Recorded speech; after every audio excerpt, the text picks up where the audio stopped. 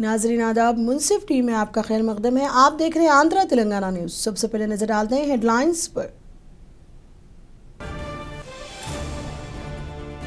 वजीर आजम मोदी ने मार्कापुरम बस हादसे पर गहरे दुख का किया इजहार। हादसे में जाँ बहक होने वाले अफराद के खानदानों को 2 लाख और जख्मियों को 50,000 रुपए देने का किया ऐलान। एपी के वजीर आला चंद्रबाबू नायडू ने मार्कापुरम बस हादसे पर किया गहरे दुख का इजहार। जख्मियों को बेहतर इलाज की सहूलत फराहम करने ओहदेदारों को दी हिदायत।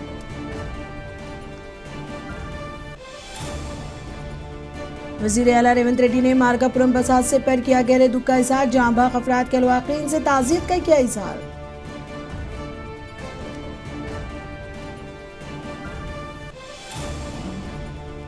कांग्रेस हुकूमत आईटी टावर्स को कर रही नजरअंदाज, हरीश राव ने लगाया इल्जाम।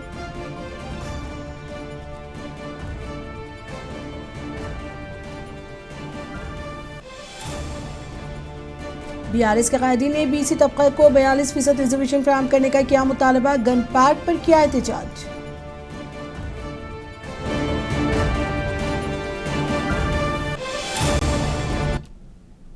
अब खबरें तफसील से। आंध्र प्रदेश के मार्कापुरम जिले में आज सुबह की अवनीन सातों में एक खौफनाक सड़क हादसा पेश आया। एक कांगी बस और टिप्पर गाड़ी के दरमियान राववरम के करीब तसादुम हुआ। इस हादसे की वजह से दोनों गाड़ियों में आग लगी, जिसकी वजह से बस में सवार 13 मुसाफिर जिंदा जल गए और बाज़ अफराद जख्मी हो गए।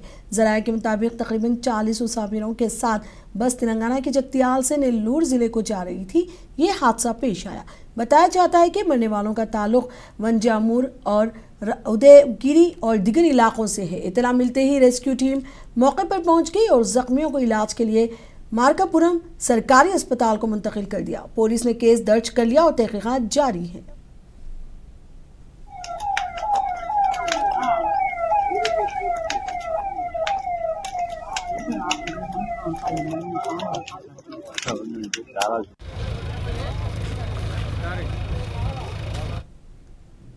आंध्र प्रदेश के मार्कापुरम में पेश आए बस हादसे पर वजीर आजम नरेंद्र मोदी ने अपने गहरे दुख का किया इजहार। इस मौके पर वजीर आजम ने हादसे में जाँ बहक होने वालों के लवाहिकीन से ताज़ियत का इजहार किया। वजीर आजम ने इस हादसे में जाँ बहक होने वाले अफराद के खानदानों को 2 लाख और जख्मियों को 50,000 रुपये देने का ऐलान किया। वजीर आजम ने ट्विटर पर कहा कि मार्कापुरम हादसा इंतहाई अफसोसनाक है। उन खानदानों से मेरी गहरी ताज़ियत है जिन्होंने अपने प्यारों को खो दिया है। मैं जख्मियों की जल्द सेहतयाबी की दुआ करता हूं।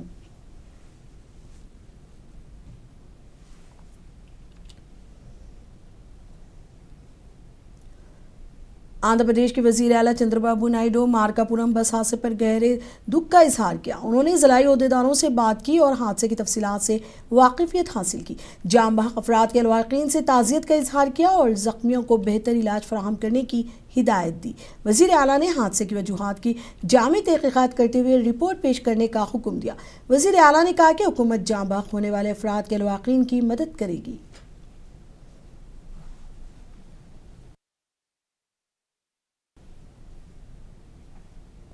वजीर आला रेवंत रेड्डी ने मार्कापुरम बस हादसे पर अपने गहरे दुख का इजहार किया। वजीर आला ने जाँ बहक अफराद के लवाकीन से ताज़ियत का इजहार किया।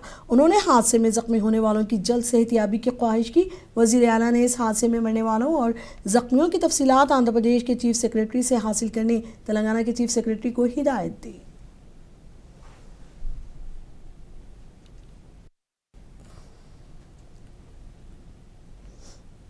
आंध्र प्रदेश के वजीर नारा लोकेश ने प्रकाशम जिले के मार्कापुरम में पेश आए खौफनाक सड़क हादसे पर गहरे दुख का इजहार किया।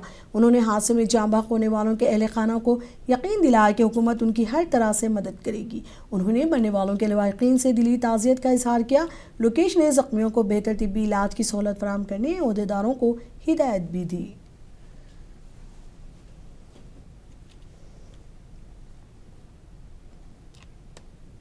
मार्कापुरम खौफनाक सड़क हादसे की इतला मिलते ही मार्कापुरम के रुकन असेंबली ने मौके पर पहुंच गए और इमदादी कार्रवाइयों की निगरानी की और उन्होंने सरकारी अस्पताल पहुंचकर जख्मियों की इयादत की और जख्मियों को बेहतर इलाज फराहम करने डॉक्टरों को हिदायत दी।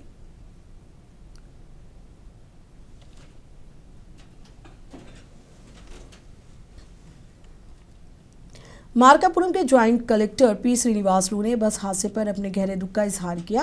उन्होंने कहा कि रेस्क्यू ऑपरेशन जारी है। जख्मियों को इलाज के लिए अस्पताल मुंतकिल कर दिया गया, जहां उनका इलाज जारी है। ఈరోజు మన మార్కాపురం జిల్లా మార్కాపురం దగ్గరలో ఈ రాయవరం మెడికల్ కాలేజీ ఈ టర్నింగ్ ఒకటి ఉంది. ఇక్కడ తెల్లవారుజామున అబౌట్ 6 టైంలో ఒక private travels bus Harikrishna travels Nellore వారిది ఇది. వీళ్ళు జగిత్యాల నుంచి వింజమూరు వెళ్తున్నారు, నెల్లూరు జిల్లా వింజమూరు. ఈ బస్సులో ఈ యాక్సిడెంట్ జరిగే టైంకి 41 మంది ఉన్నారు.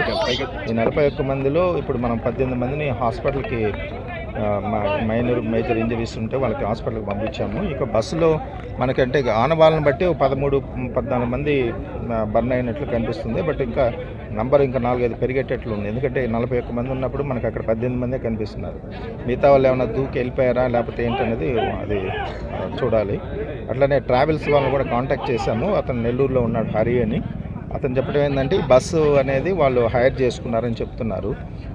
తర్వాత ఈ బస్సుకు సంబంధించిన ఎవరెవరు 41 మంది ఆ డీటెయిల్స్ కూడా పంపిస్తానన్నారు. అది రాగానే మరి ఏ ఊరు వాళ్ళు ఏంటనేది చూసుకొని కూడా వాళ్ళందరికీ బంధువులకు వాళ్ళకు కూడా ఇంటిమేషన్ ఇస్తాం. ఇప్పుడు ఈ రెస్క్యూ ఆపరేషన్ జరుగుతున్నాయి, అంటే ఫైర్ వాళ్ళు, పోలీసు, ఇటు రెవెన్యూ, మిగతా డిపార్ట్మెంట్. तेलंगाना असेंबली का इजलास जारी है। आइए आपको सीधे वहीं लिए चलते हैं। మీద నుంచి 11 kV వైర్స్ వెళ్తా ఉన్నాయి. అవి ఎంతో డేంజర్గా ఉండి అక్కడక్కడ యాక్సిడెంట్స్ అయ్యి ప్రాణాపాయ పరిస్థితుల్లోకి వెళ్తున్నారు కనుక నేను గతంలో కూడా విన్నవించాను అధ్యక్ష. తక్షణమే ఆ షిఫ్టింగ్కిను కొత్త లైన్స్ ఏర్పాటు చేయడానికి నిధులు మంజూరు చేయించాల్సిందిగా మిమ్మల్ని కోరుతున్నాను.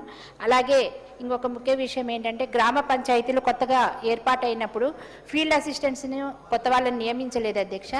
దాని ద్వారా ఇప్పుడు వాళ్ళకి ఉపాధి హామీ పనుల కూలీలకి అటెండెన్స్ వేయాలంటే ఇబ్బందులు ఎదురవుతున్నాయి కనుక కొత్త ఫీల్డ్ అసిస్టెంట్ నియామకం చేపట్టాలని మీ ద్వారా ప్రభుత్వాన్ని కోరుతున్నాను అధ్యక్ష.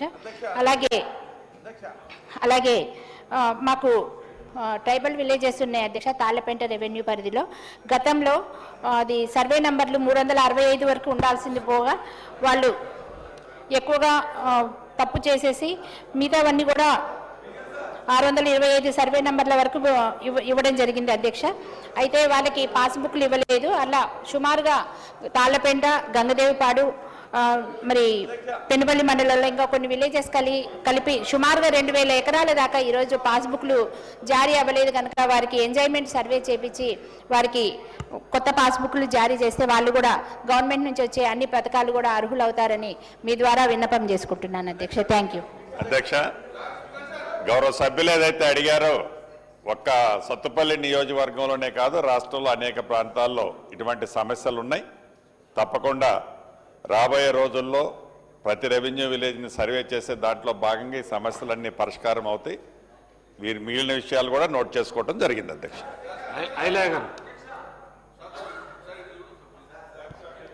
అధ్యక్ష 22 నిషేధ జాబితా ఇండ్లు ఇళ్ల స్థలాల సమస్య గురించి అధ్యక్ష, ఈ రాష్ట్రంలో ముఖ్యంగా పేద బడుగు బలైన వర్గాలు సంబంధించినటువంటి ఇండ్లు ఇళ్ల స్థలాల్లో వాళ్ళు ఎదుర్కొంటున్న సమస్య ముఖ్యంగా గతంలో కాంగ్రెస్ పార్టీ అధికారం ఉన్నప్పుడు పేదలకు ఇండ్లు ఇళ్ల స్థలాలు ఇచ్చినాం.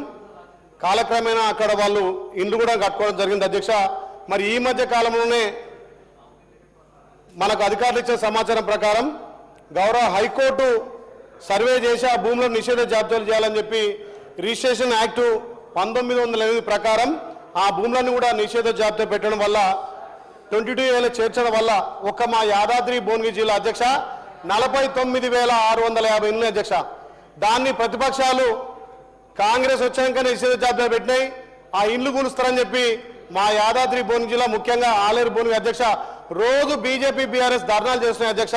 మన ప్రభుత్వం గతంలో పేదలకు ఇచ్చిన ఇళ్ల స్థలాలు ఇండ్లు కూడా ఇందిరా మిల్లు మనం ఇచ్చినాయి. మరి ఎందుకు అవి గతం నుంచి కూడా 40-50 ఏళ్ళ సంవత్సరం లేదు, ఇప్పుడు 22 ఏళ్ళ ఎందుకు పెట్టిరు? చాలా మంది ప్రజలు ఇబ్బంది పడుతున్నారు అధ్యక్ష, ధర్నాలు చేస్తున్నారు. రోజు మా ఇంట్ల ముందుకు వస్తారు అధ్యక్ష. దయచేసి గౌరవ మంత్రి గారు ఆ 22 ఏళ్ళను తొలగించి అక్కడ కలెక్టర్లు ఆదేశించి ఎవరైతే గత 50 సంవత్సరాలుగా ఇల్లు కట్టుకున్నారో ఆ స్థలాలను వాటిని రెగ్యులేట్ చేయాలి. దాని మీద చాలా మంది ప్రజలు భయభ్రాంతులకు గురవుతారు అధ్యక్ష. దయచేసి మా గౌరవ మంత్రులు కాబట్టి ప్రభుత్వం నుంచి భరోసా ఇచ్చి అక్కడ కలెక్టర్ ద్వారా వాళ్ళ నిషేధ 22 ఏళ్ళ పెట్టి దాన్ని తొలగించాల్సిందిగా ప్రభుత్వం నుంచి విజ్ఞప్తి చేస్తున్నా అధ్యక్ష. థ్యాంక్ యూ అధ్యక్ష. గౌరవ సభ్యులు ఏదైతే ఆలేరు నియోజకవర్గం భువనగిరి జిల్లాకు సంబంధించిన అంశంలో ఆనాడు ఇందిరమ్మ ప్రభుత్వంలో ఏవైతే అసైన్డ్ భూములు ఇచ్చిన దాంట్లో కొన్ని దశాబ్దాలుగా ఆ అసైన్డ్ భూముల్లో ఇళ్లు కట్టుకొని ఉన్నమాట వాస్తవం అధ్యక్ష. అది ఈ నియోజకవర్గానికి సంబంధించి సుమారు 38-39 వేలు అన్నమాట నిజం, కొంచెం అటుగా. అదే రకంగా రాష్ట్రంలో అనేక ప్రాంతాల్లో ఆనాడు ఇందిరమ్మ ఇచ్చిన అసైన్డ్ భూముల్లో హ్యాబిటేషన్స్ అంటే కొత్తగా ఇళ్లు కట్టుకొని కొన్ని దశాబ్దాలుగా నివసిస్తున్నారు అధ్యక్ష. ఇది ఒక ఆలేరు నియోజకవర్గంలో ఇది ఇమీడియట్లీగా గౌరవ సభ్యులు ఇక్కడ రేజ్ చేశారు.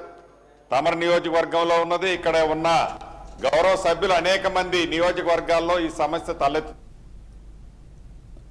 वज़ीर आला चंद्रबाबू नायडू के एहलिया नारा भुवनेश्वरी ने कोपम में एक नए तामीरशुदा शॉपिंग कॉम्प्लेक्स का इफ्तिताह किया। इस मौके पर तेलुगुदेशम पार्टी के कायदी ने भुवनेश्वरी का इस्तकबाल किया। इस मौके पर गवर्नमेंट विप MLC के श्रीकांत और पार्टी के दीगर कायदी मौजूद थे।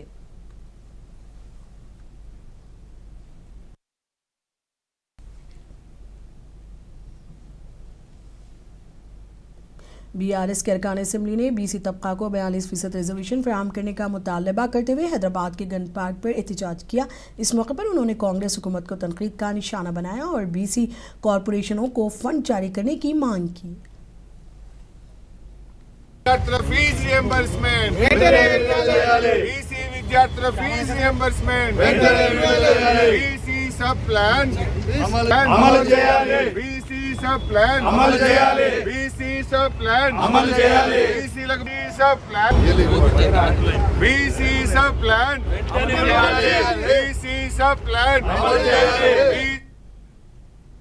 साबिक वज़ीर और BRS के रुकन असेंबली हरीश राव ने असेंबली में बात की। इस मौके पर उन्होंने कहा कि साबिक़ा BRS हुकूमत ने अजला में बेरोज़गार नौजवानों को रोज़गार फराहम करने के लिए IT टावर्स क़ायम की थी, लेकिन मौजूदा हुकूमत इन IT टावर को नज़रअंदाज कर रही है, जिसकी वजह से कई कंपनियां छोड़कर जा रही हैं।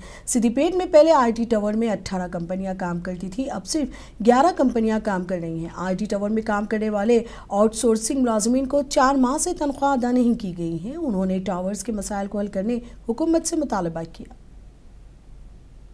ప్రభుత్వం ఐటీని హైదరాబాద్కే కాకుండా 2 టైర్ పట్టణాలకు కూడా ఐటీ సేవలు విస్తరించాలని, జిల్లాల్లో నిరుద్యోగ యువతకు అక్కడే ఉద్యోగాలు ఇప్పించాలని నాటి బీఆర్ఎస్ ప్రభుత్వం వరంగల్, ఖమ్మం, నిజామాబాద్, మహబూబ్ నగర్, కరీంనగర్, ఆదిలాబాద్, సిద్దిపేట్ ఇలా అనేక 2 టైర్ పట్టణాల్లో కూడా ఐటీ సేవలు విస్తరించాలని ఐటీ టవర్స్ నిర్మించడం జరిగింది. ఆ రోజుల్లో కొన్ని వేలాది మందికి ఆయా జిల్లాల్లో స్థానిక యువతకు స్థానికంగా ఉద్యోగ అవకాశాలు కల్పించే ప్రయత్నం చేశాం.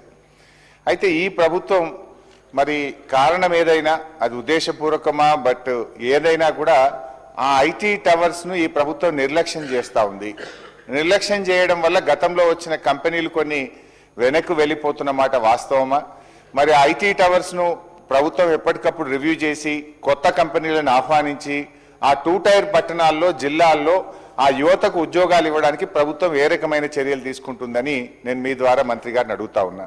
ముఖ్యంగా నా నియోజకవర్గం సిద్దిపేటలో ఉండేటువంటి ఐటీ టవర్లో ఆ రోజు 18 కంపెనీలు పనిచేస్తే ఈ రోజు ఈ ప్రభుత్వం వచ్చిన తర్వాత 7 కంపెనీలు వెళ్ళిపోయి కేవలం 11 కంపెనీలు మాత్రమే పనిచేస్తూ ఉన్నాయి.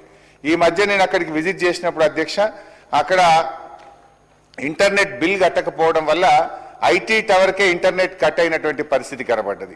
అదేవిధంగా అక్కడ పనిచేసే ఏజెన్సీస్కు అవుట్సోర్సింగ్ ఏజెన్సీస్ ఏదైతే మెయింటెనెన్స్ వాళ్ళు ఉన్నారో వాళ్ళకి డబ్బులు విడుదల చేయకపోవడం వల్ల ఐటీ టవర్లో పనిచేసే సెక్యూరిటీ, స్వీపర్సు, లిఫ్ట్ బాయ్స్ వారికి కూడా ఈ 4 నెలల నుంచి ఇప్పటికి కూడా జీతాలు రానటువంటి పరిస్థితి ఉంది అధ్యక్ష. నేను ముఖ్యంగా మంత్రి గారిని కోరేది ఏంటంటే వారికి ఆ మధ్య మనం ఒక 3 సంవత్సరాల వరకు ఫ్రీ రెంటల్ ఫెసిలిటీని ఐటీ కంపెనీలకు కల్పించాం. ఇప్పుడిప్పుడే ఆ కంపెనీలు స్టెబిలైజ్ అవుతా ఉన్నాయి. ఆ కంపెనీలు మరో 3 సంవత్సరాలు ఫ్రీ రెంటల్ ఫెసిలిటీని కొనసాగించాలని చెప్పి కోరుతా ఉన్నారు. ఇది మీ దృష్టికి వచ్చిందా? నేను ఒక సిద్దిపేట కోసమే కాదు, ఖమ్మం, వరంగల్, నల్గొండ, మహబూబ్ నగర్, ఆదిలాబాద్ అన్ని పట్టణాల్లో కూడా ఈ 2 టైర్ పట్టణాల్లో ఐటీ కంపెనీలను ప్రోత్సహించడానికి మరో 3 ఏళ్లు ఫ్రీ రెంటల్ ఫెసిలిటీని కొనసాగించాలని, పెండింగ్ బిల్స్ను క్లియర్ చేయాలని, ఇంటర్నెట్ ఫెసిలిటీని బలోపేతం చేయాలని, మరిన్ని కొత్త కంపెనీలను అక్కడ ఆహ్వానించి మరి అక్కడ స్థానిక యువతకు ఉద్యోగ కల్పన కోసం ప్రభుత్వం కృషి చేయాలని। नलगुंडा एसपी शरद चंद्र पवार के अहकामात पर कल देर रात नलगुंडा पुलिस ने 1 टॉन सीआई की क़यादत में मिशन चबूतरा मुहिम चलाई। इस मौके पर पुलिस ने मुख्तलिफ इलाकों में पेट्रोलिंग की। पुलिस ने कहा कि कम उम्र बच्चों की ड्राइविंग पर वालिदीन के खिलाफ भी सख्त कार्रवाई की जाएगी। वालिदीन से कहा कि वो कम उम्र बच्चों को गाड़ियाँ ना दे। पुलिस ने अवाम को यकीन दहानी कराई कि आपकी हिफाजत हमारी जिम्मेदारी है।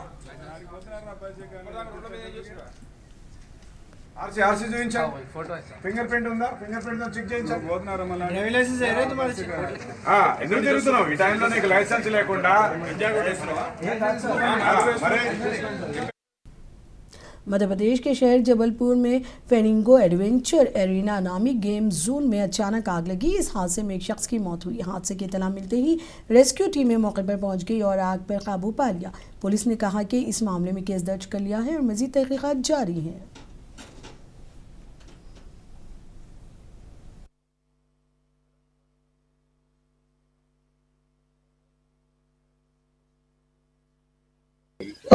सात 7:30 बजे के लगभग दूरभाष पे ऐसी जानकारी प्राप्त होती है कि फरिंगो में शॉर्ट सर्किट के कारण आग लग गई है, जो सूचना से कंट्रोल का अवगत कराया गया और तत्काल मौके पर फायर ब्रिगेड गाड़ियां आई, पुलिस स्टाफ आया और फायर ब्रिगेड की टीम के द्वारा आग पर काबू पा लिया गया। यहाँ इसके संचालक से जब फरिंगो के संचालक से बात हुई कि यहाँ पर कितने लोग थे, तो उसके द्वारा बताया गया था कि यहाँ पब्लिक नहीं, इसके कर्मचारी थे। बताया गया कि कर्मचारी के अलावा कोई एक व्यक्ति बेल्डर था वो जो काम कर रहा था। सारे कर्मचारी सुरक्षित है पर एक व्यक्ति मिसिंग है। ऐसी संभावना व्यक्त की गई थी कि शायद वो घर चला गया है। और जैसे ही आग कंट्रोल हुई, तपन के बाद जब वो व्यक्ति घर नहीं पहुंचा तो दोबारा सर्चिंग अभियान चलाया गया और यहाँ एक राखनुमा कंकाल मिला है। ये किसका है, इसके संबंध में अभी जांच की जा रही है। मर्ग कायम कर जांच में लिया गया है, वैधानिक कार्रवाई कर रहे हैं। ये थाना बरगी क्षेत्र अंतर्गत मानेगांव गांव पड़ता है। यहाँ पर फनिंगो फन जेम जोन है। आधिकारिक सूत्रों से जो जानकारी प्राप्त हो रही है, इसके संचालक 2 लोग हैं, एक वेदांत और एक व्यक्ति और है। अब इसकी पुष्टि जांच में पता चलेगा कि आधिकारिक तौर पर कौन है। जो मृतक है, मृतक कौन है, इसके संबंध में अभी पहचान शिनाख्ती की कार्रवाई शेष है। ये कौन है, इसके संबंध में अभी जांच में जानकारी लगेगी। अभी एफएसएल की टीम, पुलिस बल, जैसा कि आप देख रहे हैं पुलिस उपस्थित है, एफएसएल की टीम है। एफएसएल की टीम ने भी घटनास्थल का निरीक्षण किया है और वरिष्ठ अधिकारी भी। आग लगने की घटना हुई, कहाँ की है और क्या? लगभग 6:55 पर सूचना प्राप्त हुई। नागपुर रोड चूल्हा गोलाई के पहले फन इन गो पार्क में फायर की सूचना प्राप्त हुई थी। तत्काल मौके पर 2 फायर वाहन, 3 टैंकर, तो 5 वाहन हमने यहाँ से रवाना किए।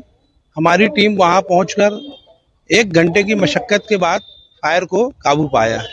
ऐसी सूचना प्राप्त हो रही थी कि वहाँ कहीं कोई व्यक्ति फंसा, परंतु हमारी टीम के द्वारा जो सर्च किया गया वहाँ ऐसी कोई जनहानि नहीं पाई गई।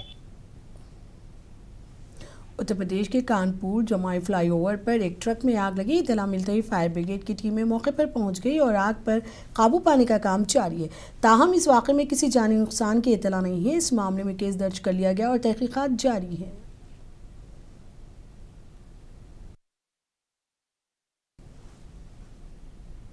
दिल्ली के इलाके दयालपुर में नामालूम शरारत पसंदों ने एक कमसिन बच्चे पर चाकू से हमला कर दिया, जिसकी वजह से वो शदीद जख्मी हो गया। बच्चे को इलाज के लिए अस्पताल मुंतकिल कर दिया गया, जहां उसकी मौत हो गई। पुलिस ने इस मामले में केस दर्ज कर लिया और हमलावरों की तलाश जारी है।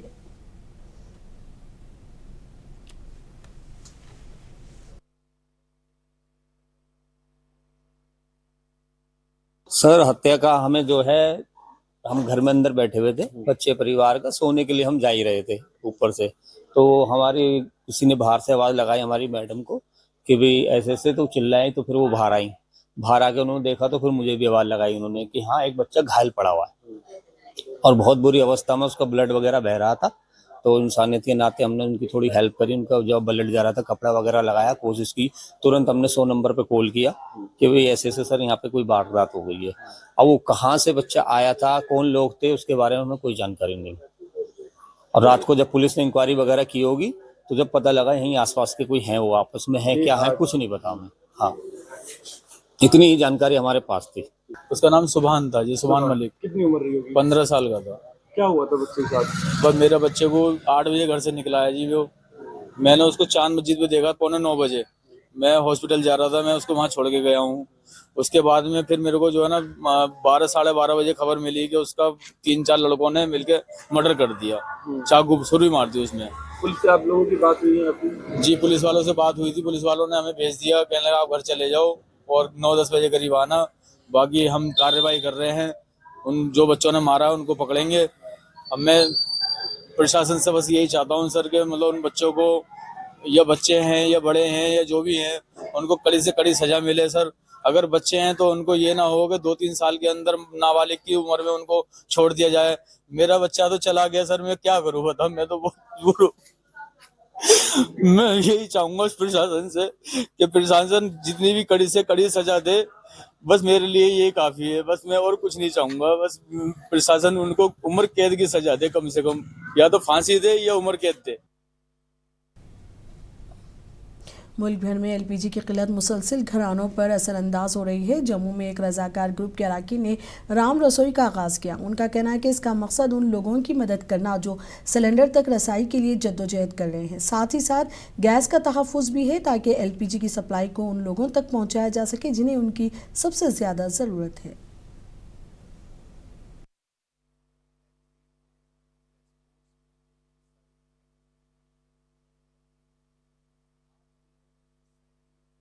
आजकल तो मतलब सिलेंडर की बड़ी शॉर्टेज हो रही है, तो हमें नहीं लगता कि हमें घबराना चाहिए।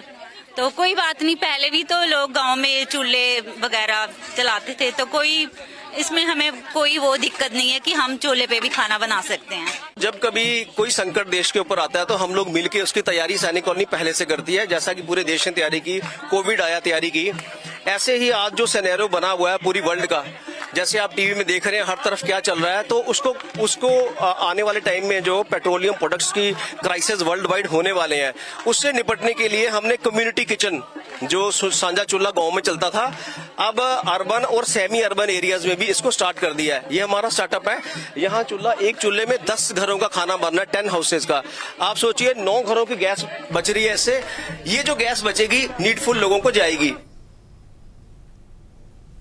मुल्क के मुख्तलिफ मुकामात पर पेट्रोल पंप्स पर लंबी कतारें देखी जा रही हैं। मुमकिन ईंधन की किल्लत की अफवाहों की वजह से पेट्रोल पंप पर आवाम को हुजूम देखा जा रहा है। मंदसौर मध्य प्रदेश के अवाम और ड्राइवरों ने कहा कि उन्होंने सुना है कि मगरबी एशिया में जारी बहरान की वजह से जल्दी ईंधन की किल्लत पैदा हो सकती है, इसलिए वो पेट्रोल ज़्यादा मकदार में ख़रीद रहे हैं। वो लोग जो आमतौर पर कम मकदार में पेट्रोल और डीजल खरीदते हैं वो ज़्यादा पेट्रोल ख़रीद रहे हैं। जबकि एक पेट्रोल पंप मैनेजर ने कहा कि अवाम की घबराहट बिल्कुल बेबुनियाद है और उन्होंने ज़िला में पेट्रोल और डीजल की किल्लत के किसी भी इम्कान को मुस्तरद कर दिया।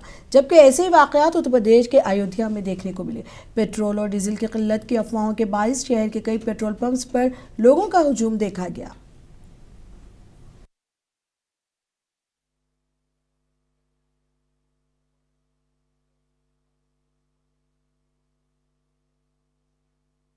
सर मैं यहाँ अप्रोक्स 40 मिनट से खड़ा हूँ और पेट्रोल की बहुत समस्या हो रही है और देख रहे हैं आप पूरी भीड़ लगी हुई है यहाँ पर। और लगभग यहाँ पर मंदसौर ज़िले में करीबन 3-4 जगह पेट्रोल ख़त्म हो चुका है। लगता है इस एरिया पेट्रोल की कुछ कमी है या पेट्रोल पर्याप्त तो मौजूद ही नहीं है, इसके लिए जनता परेशान हो रही है। कितना पेट्रोल भरवाना है? अपन तो फुल कराने आए हैं। रोज कितना भरवाते हैं? रोज भी तकरीबन 100 रुपये 200 रुपये का आज तो फुल करवाना ही पड़ेगा। समस्या इसी है। पेट्रोल खत्म हो रहा है मंदसौर में, फिर भरवाने आए हैं, फील्ड में जाना रहता है ड्यूटी पे। ये कि पेट्रोल खत्म हो जाए, जबकि मैं तो मना कर रहा हूँ भैया। मतलब मुझे कंपनी से भी ऐसा कोई वो नहीं है, मैंने कल कंपनी के लिए ऑर्डर, अभी तो मेरे पास पेट्रोल खाली करने का चाहिए नहीं था तो अभी खाली किया पूरा पेट्रोल। वो कल मैंने सर को बोला भैया कल गाड़ी अवेलेबल हो जाएगा, तो हाँ अब तो गाड़ी पे तो मिल जाएगा पेट्रोल डीजल आपको। तो स्टॉक पूरा है, स्टॉक पूरा है, स्टॉक का कोई प्रॉब्लम नहीं है और अभी सफिशिएंट स्टॉक सब पेट्रोल पंप पे मंदसौर सिटी के अंदर तो कम से कम सभी पे ही है ऐसा। 1 घंटे से इसके लिए पेट्रोल के लिए क्या हुआ, तो दिक्कत हो रही है? पेट्रोल बता रहे हैं शॉर्ट है फैजाबाद में, इसी कारण से पेट्रोल नहीं मिल रहा है। हम लोग 1 घंटे से, हाँ अभी मिलेगा। 3 घंटे में भैया 100 रुपये का तेल मिला है। 3 साढ़े 3 घंटे से यहाँ लगे तार खड़े। 100 रुपये का। 100 रुपये? हाँ। कल के दिन का काम चल जाएगा? नहीं चलेगा भैया, 100 रुपये का स्कूटी में तेल डलाया है। 100 रुपये का तेल भरा के संतुष्ट है क्या? ना 3 घंटे में खड़े भैया, हमें संतुष्ट है। 100 रुपये के तेल में क्या ही होगा, कम से कम भाई जिसको जितना ज़रूरत है उस हिसाब से तेल देना चाहिए ना। तुमने एक रेट बांध दिया कि हम 100 का ही देंगे, उसके ऊपर नहीं। मतलब तेल आपके पास ख़त्म है और आप बता रहे कि तेल पर्याप्त है, हम सुबह देंगे। आखिर में एक